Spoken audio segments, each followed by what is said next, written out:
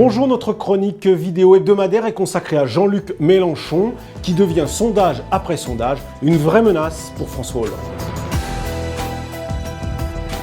Jean-Luc Mélenchon est très aimable ces jours-ci. Faut-il y voir un lien de cause à effet avec la courbe de ces bons sondages?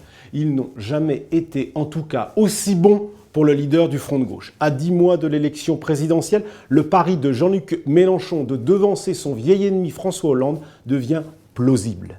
En démarrant très tôt sa campagne, l'eurodéputé a consolidé son socle de départ autour de 12%, 2 fois supérieur à celui qui était le sien en 2011 à la même époque.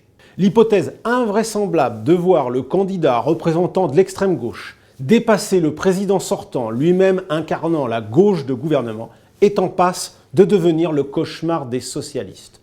Le scénario de la présidentielle de 1969, qui avait vu le candidat communiste Jacques Duclos à l'époque devancer même les 2 candidats socialistes, pourrait donc se répéter en 2017.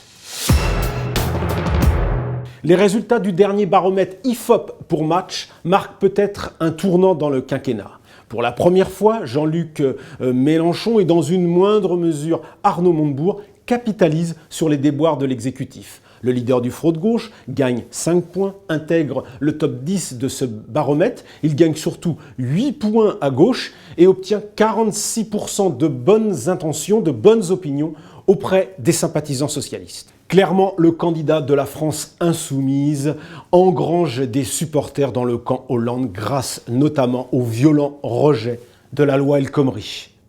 En réalité, la facture s'alourdit, le tout sur fond de divorce entre les valeurs de la gauche protestataire et celles de la gauche dite de gouvernement, les 2 fameuses gauches irréconciliables selon la formule de Manuel Valls.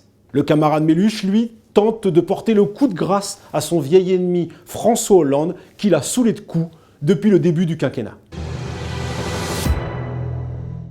Son premier pari, celui de partir tôt en campagne, est gagné. Jean-Luc Mélenchon a dit niet à la primaire, s'est affranchi des partis, cela lui réussit.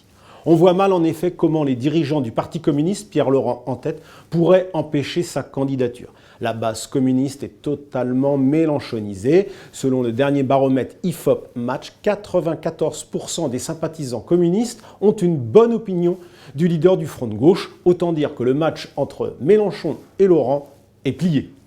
Son objectif suivant sera d'attirer à lui les débris épars d'Europe Écologie Les Verts. Il n'aura pas de difficulté pour marginaliser les candidatures trotskistes. Il devra aussi décourager celle d'Arnaud Montebourg. Mais sa tâche la plus difficile sera évidemment de dissuader Nicolas Hulot de se lancer sur le ring présidentiel.